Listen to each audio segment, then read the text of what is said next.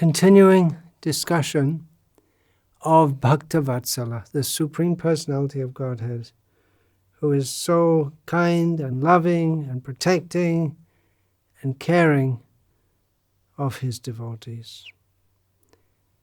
By the grace of Srila Prabhupada, we have learned that we are to love God, not to fear Him, not to desire anything from Him, simply to love Him because He is so loving.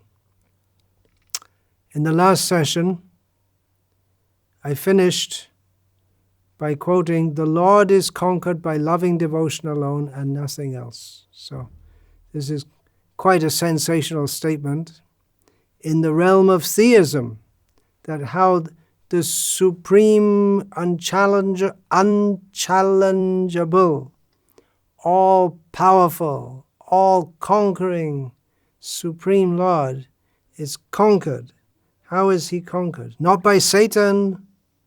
In the Abrahamic religions, they have the idea of Satan, who is an eternal competitor and rival, and with God, who is just causing him problems all the time. But there's no such Satan. Evil, the personification of evil cannot, there's no question of the personification of evil taking over the position of the all-powerful, all-good God.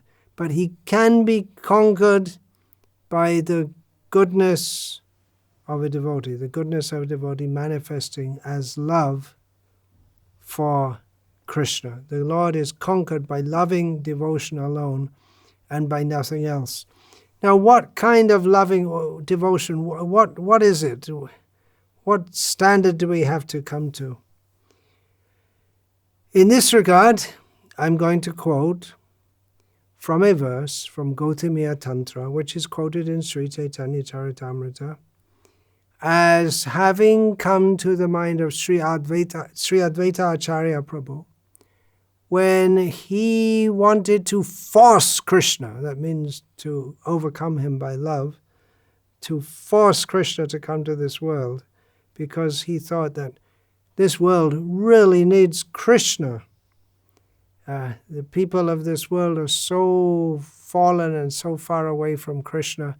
I mean, I'm also, Advaita Acharya thought, I'm also Mahavishnu, but I'm not good enough. We need Krishna. We really need Krishna. He has to come. So what am I going to do? How can I force Krishna? Already I did by killing all the children born to a Brahmana in Dwarka, but I can't do that again now. That's when Krishna was present.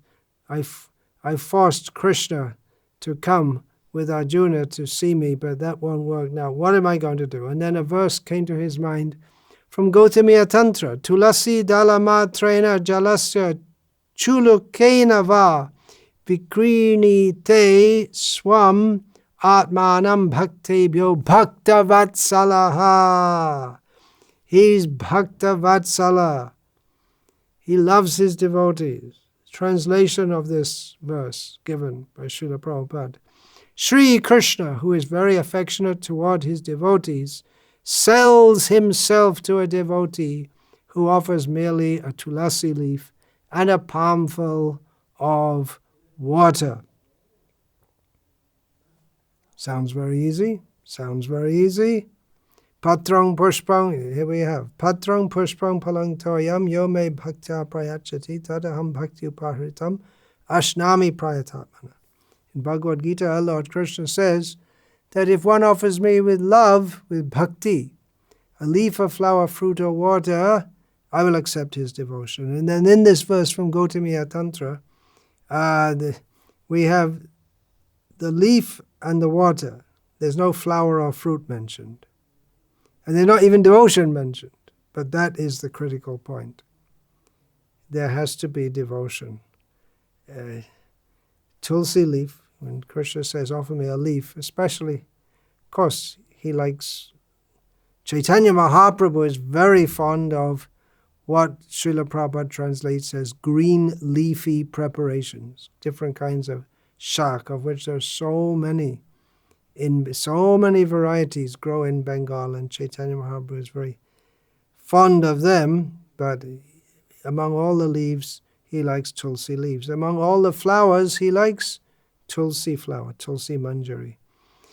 So here we find that simply by offering a leaf and some water, Krishna becomes so pleased that he gives himself to a devotee. But of course, the vital factor here is devotion. And it takes devotion to believe that God can be satisfied with such a simple offering, that I don't have to make such a huge dhum-dham, what's the word for that? Ostentatious offering.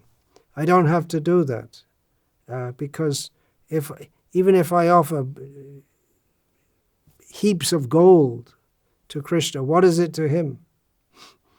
He's the proprietor of everything anyway. So leaf and water, yeah, it means it's very simple, and it shows this simple love.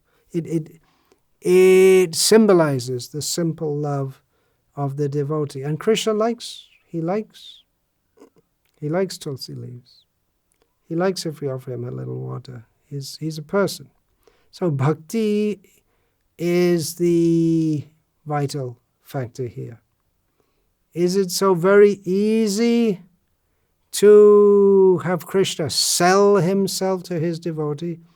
I'm going to read from Bhagavad Gita, chapter 1, texts 21 and 22, with translation and commentary by, guess who? His Divine Grace Srila Prabhupada. Arjuna uvacha, senayor ubhayo madhye ratang sthapya mechuta, yavad etan niriksheham yodhu kaman avastitan, karmaya sahayodhavyam asmin rana samudyame.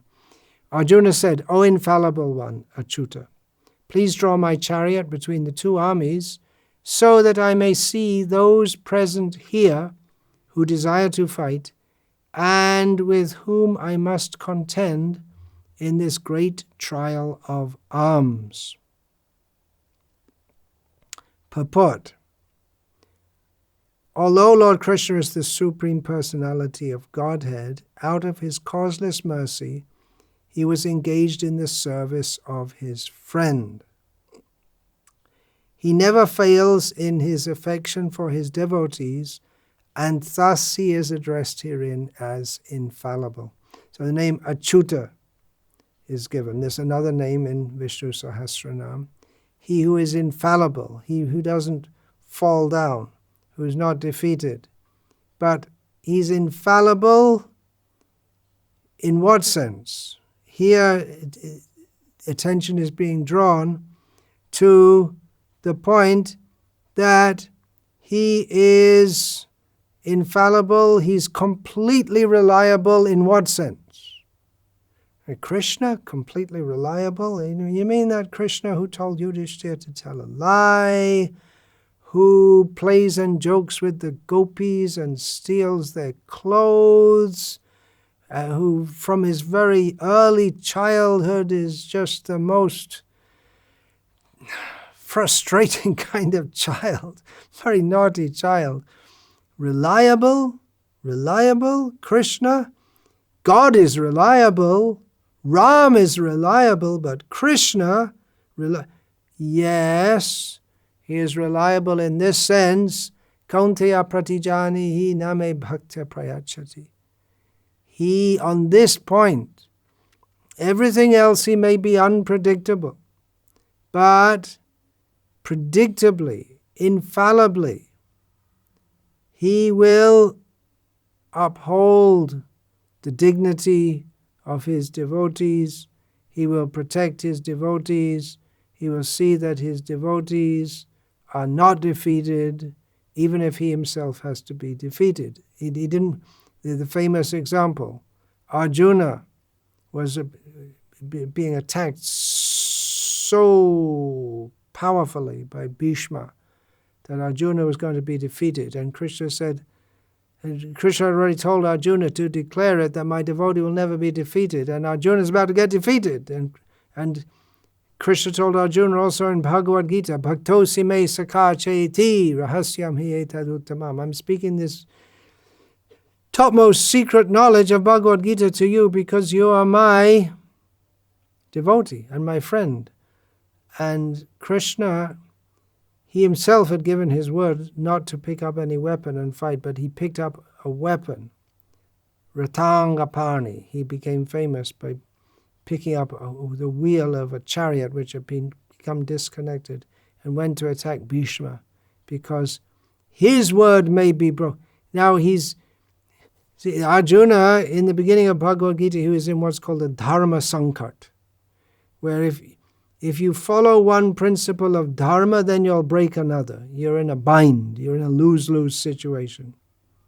If I fight as I'm expected to fight in this battle, I will have to fight and attempt to kill my gurus. Now, so to attempt to kill your gurus is against principles of dharma, but having assembled in the battlefield as a kshatriya, I have to fight, and if I don't fight, I'll be breaking dharma. So either way, I'm breaking dharma. Now, Krishna was also in a dharma sankat. If I don't protect Arjuna, then he'll be killed. And I already promised that I promised that my devotee will never be killed. So if I don't fight now, if I don't pick up a weapon and attack Bhishma, then my promise will be broken.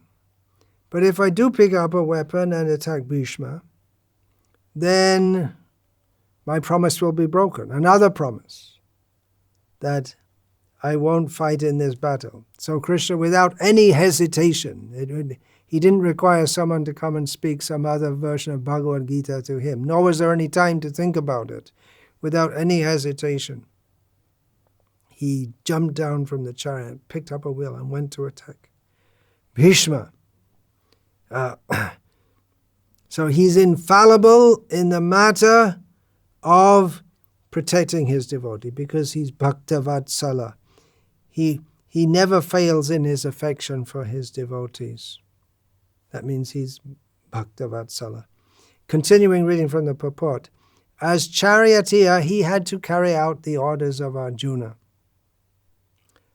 This is inconceivable to those who are fixated on Krishna being God. We have to discuss how Krishna is God, he's supreme, and then go... that's the highest understanding, isn't it? Bahunam janmanamante jnanavang mam prapadyate vasudeva sarvamiti samahatma sudurlabha. After many, many lifetimes of serious spiritual inquiry and endeavor, one comes to the platform of understanding, oh, Krishna is the Supreme Personality of Godhead, and surrendering to him. Okay, I made it. I thought it was all impersonal Brahman. Now I realize Krishna is supreme. Wait a minute. Okay, very good. Now you have to go up some more. Well, where do you go from there? Krishna is supreme. I'm his servant. Where do you go? There's no higher platform to go. Yeah, there's a little higher. Actually a lot higher, when we realize that, that's some special mercy, we may not realize it by ourselves, that Krishna is supreme, yes, but he takes pleasure, his supreme pleasure, and supreme means he's the supreme enjoyer, and his supreme enjoyment is in giving pleasure to his devotees, which often involves acting as if he is subordinate to them.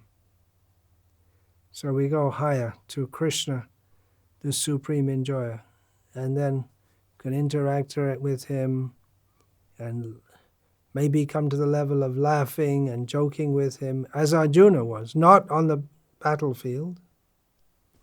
It was a very serious and tense time for both of them. But otherwise, prasabhang yaduktam. I used to speak to you in a very demeaning way. Hey Krishna, hey Yadava, hey Sakha. I used to speak to you in a very familiar way. So Arjuna can do that, and that's when one has become very, very, very close to Krishna. So that's the highest, right? There's a little further to go. Then we have to go to Vrindavan. And then we come to what Chaitanya Mahaprabhu has given. And that's also not spelled out even so very clearly. Even in Chaitanya Charitamrita, Radha Dasyam, position of, it's there, Gopi Bharata Pada Kamalayo Dasu Das Anudasaha, but it's not spelled out so clearly.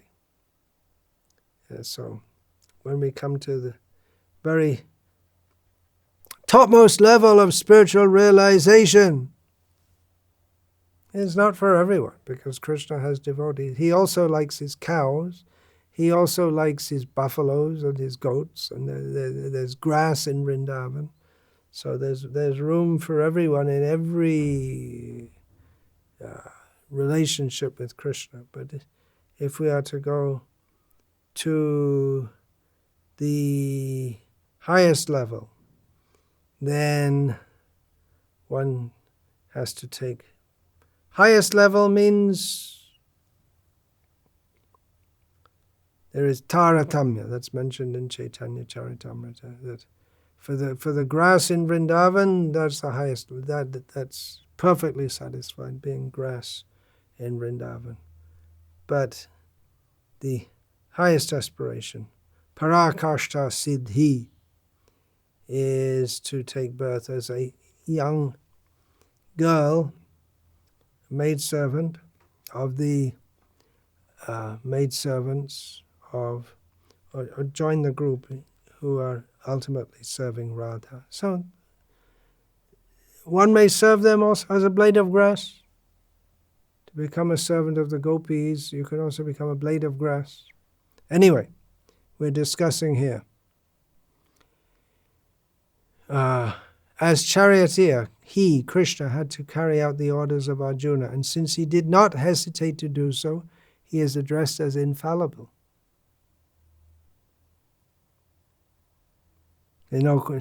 Krishna, there's no question in his mind. He just does it. That is part of his glory.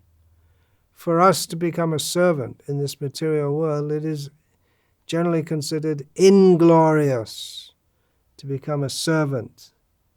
Nokari charo vyapar karo. I remember seeing a big advertisement in the city of Surat, which is, for centuries, it is a place of commerce and trade. So there's big signs, some company, some money lending company, they get to say, Nokari charo, give up paid service, vyapar karo, and do your own business. That was the sign. Humse loan le lo. That was the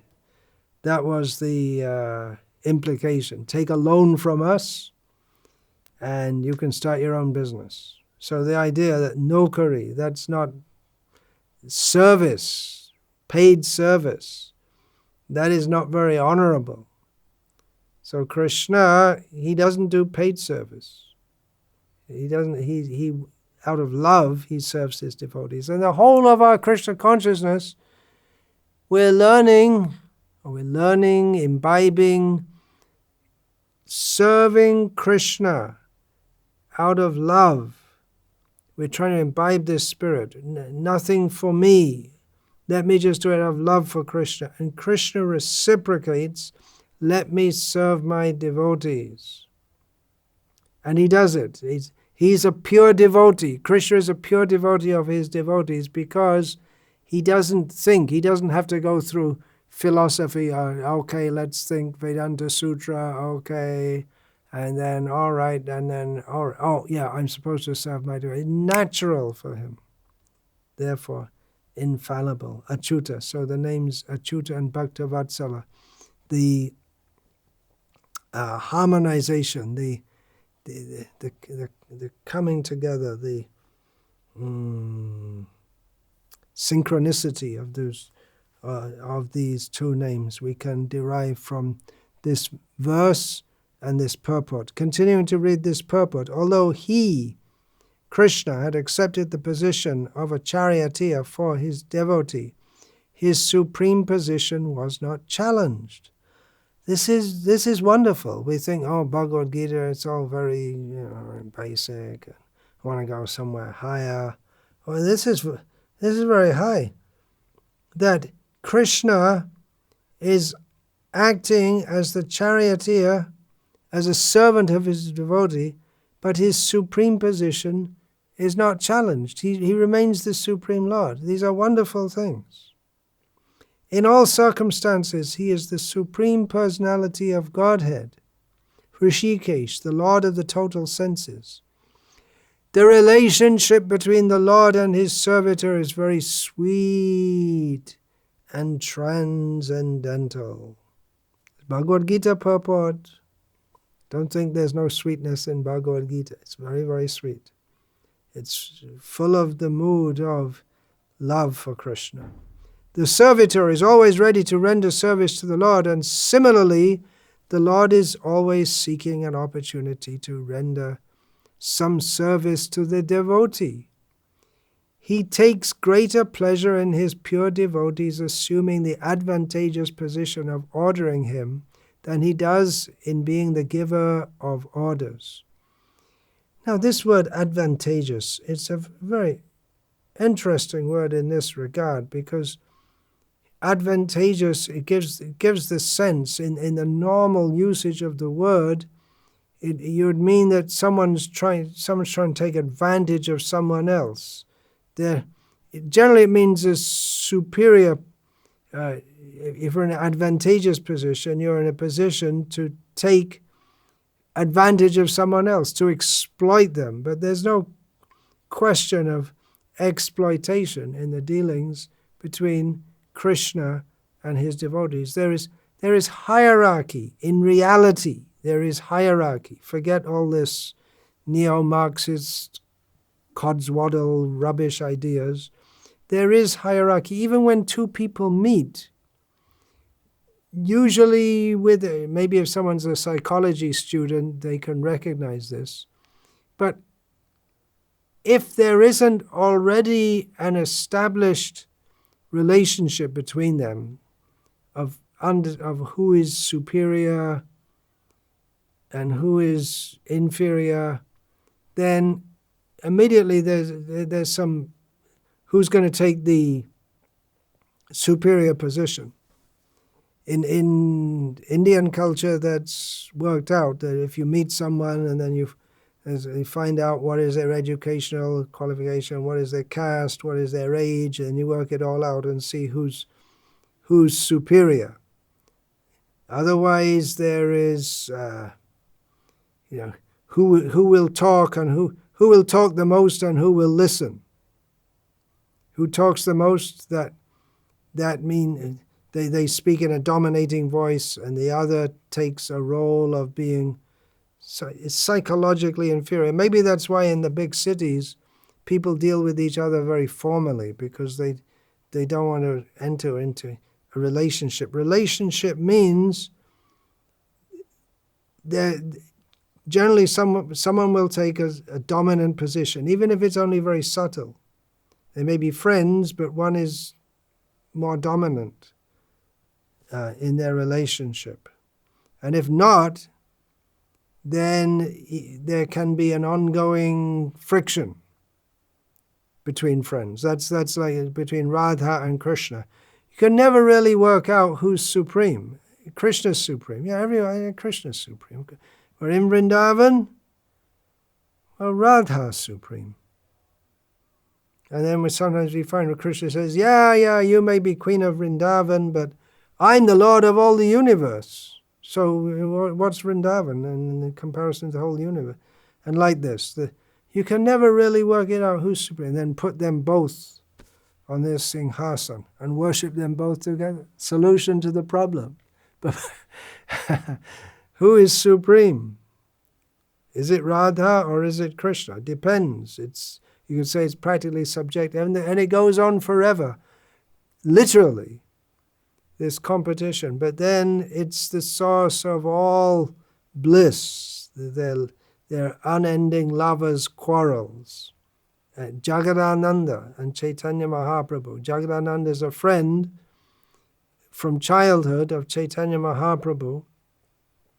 He's a friend, and he knows that Chaitanya Mahaprabhu is supreme, he's the boss of everyone, but he's not going to be just bossed around.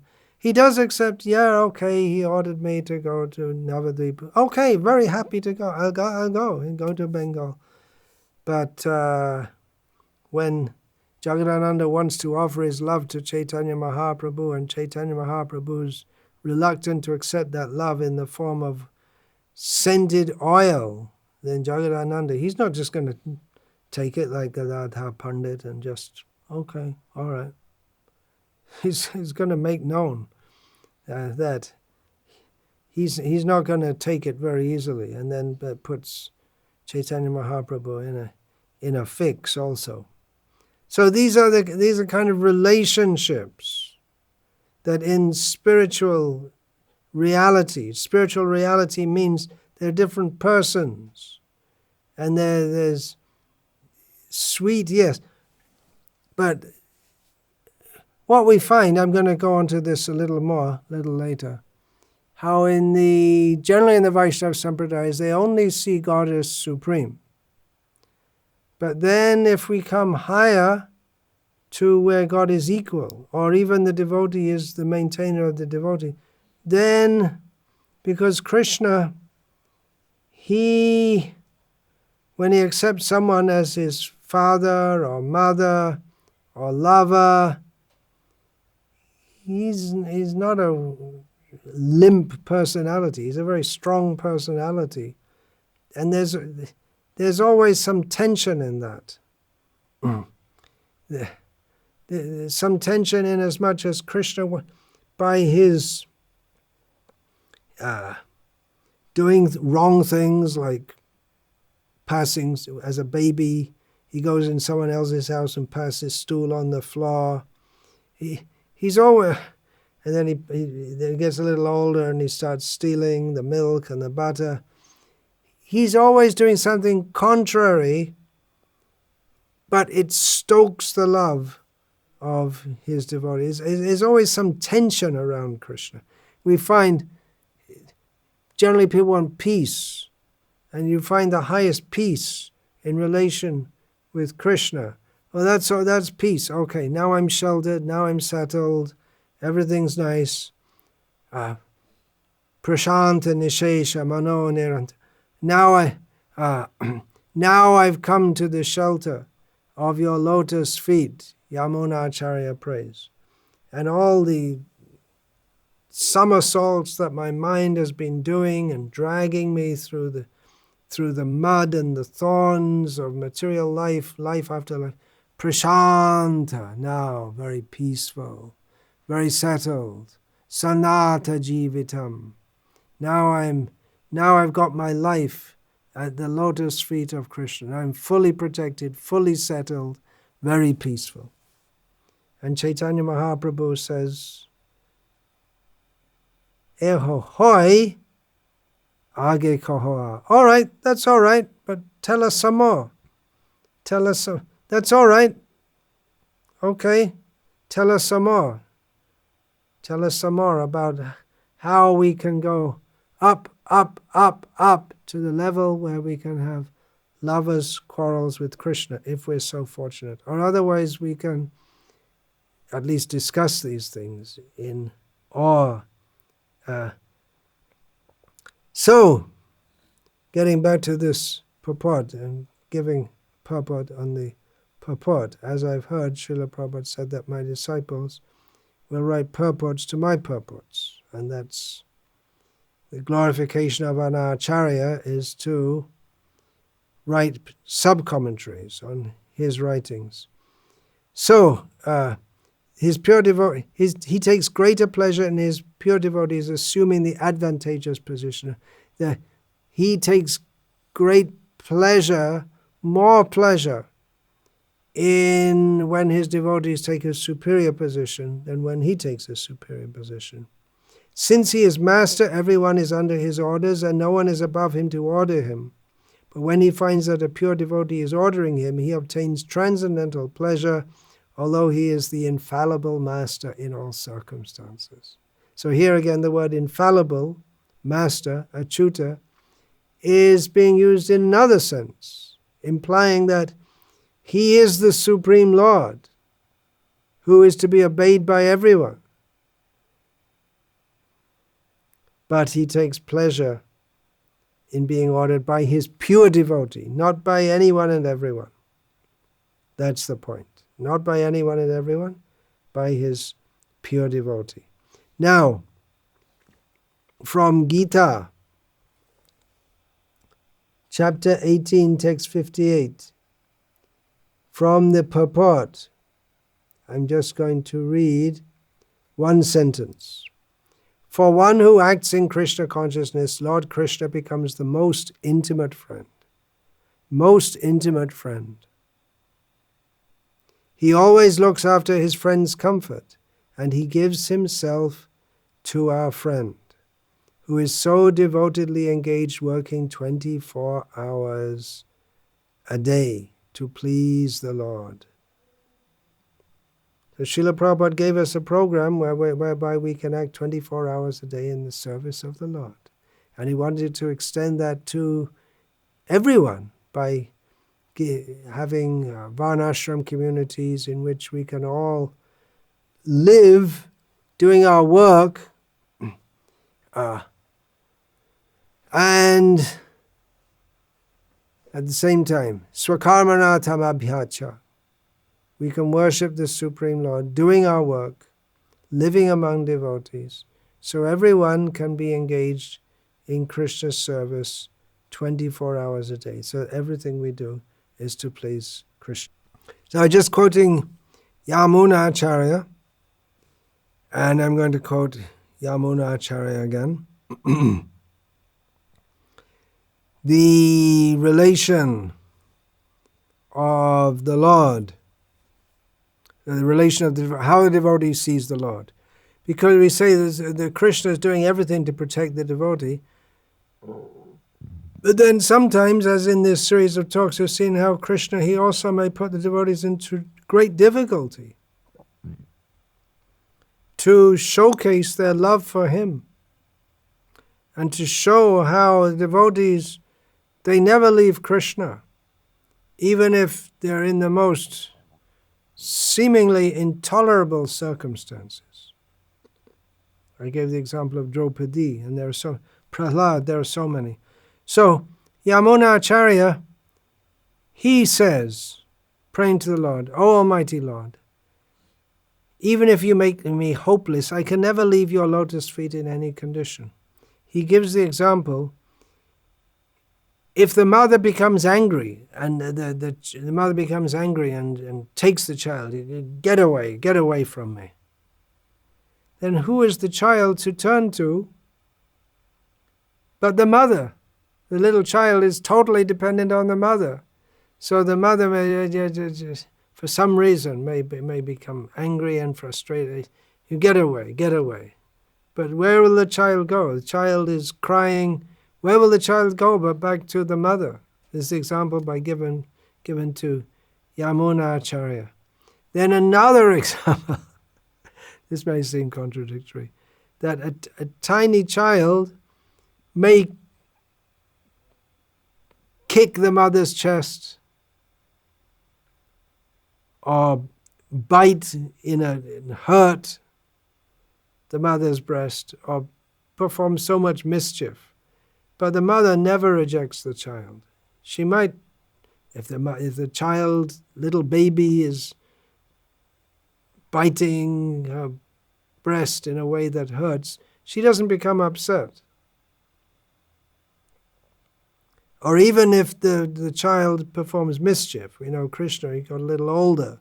As soon as he got a little older, he became very naughty and then causing so much embarrassment to Mother Yashoda that her friends would come and say, hey, your little child, he's He's so naughty and doing so many bad things. Very embarrassing to Mother Yashoda.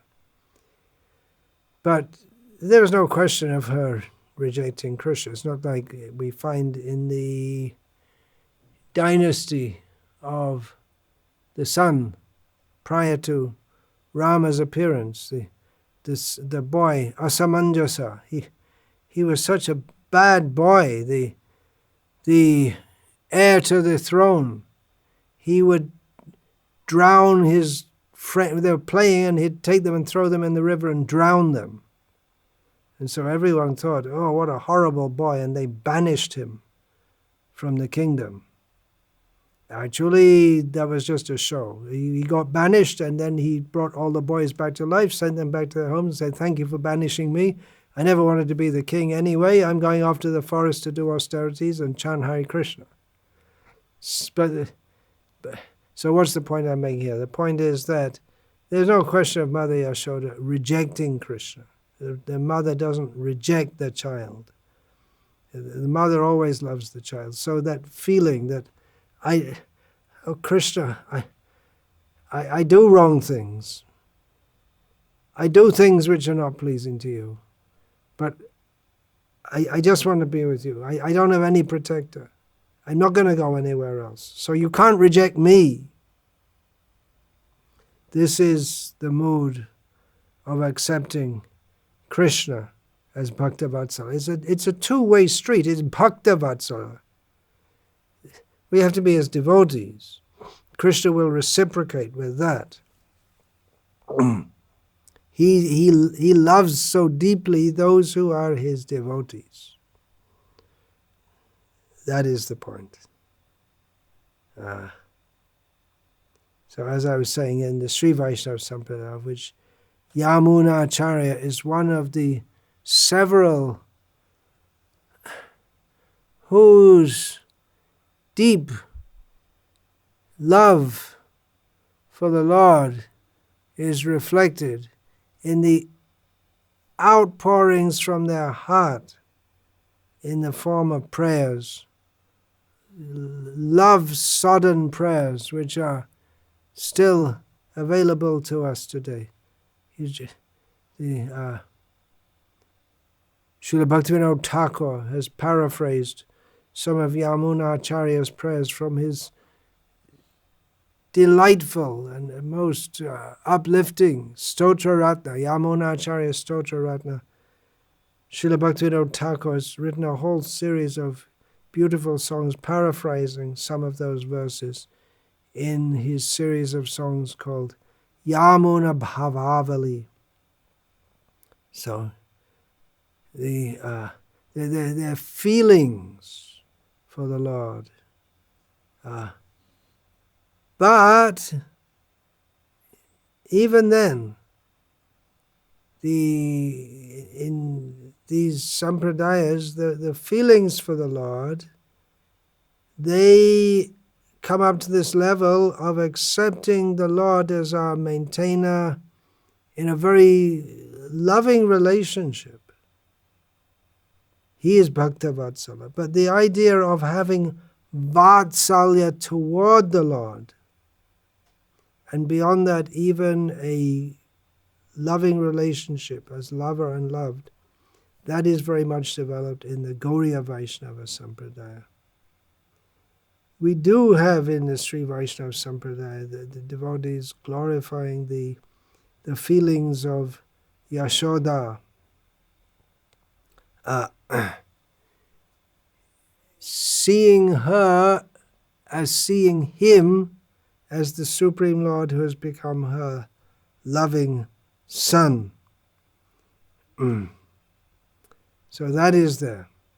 But how we can enter into relationship with Krishna in Vrindavan, where there is sometimes an understanding of Krishna being the Supreme Lord, but it's very much subordinate to just loving Krishna.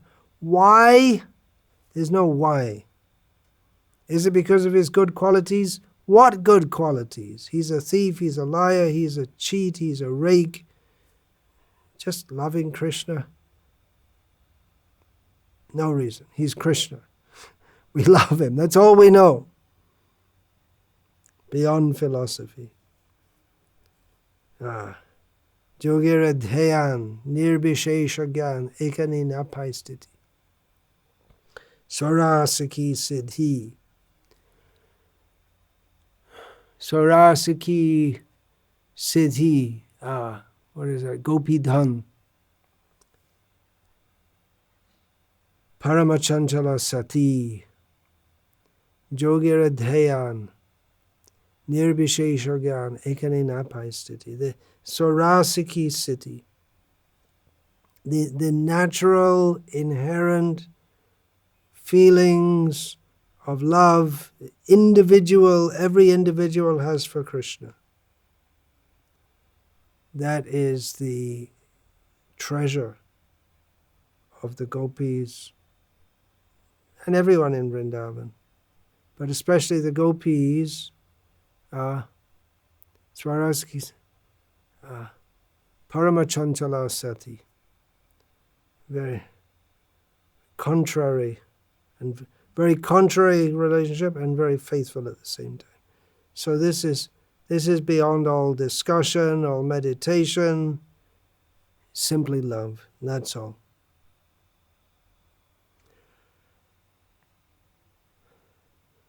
I'm reading from Srila Prabhupada's Teachings of Lord Chaitanya, Chapter 1.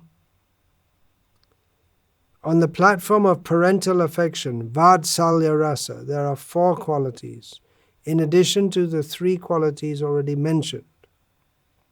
There is the sense that the Supreme Lord is dependent on the mercy of their devotee. As a parent of the Supreme Personality of Godhead, the devotee sometimes chastises the Lord and considers himself the Lord's maintainer.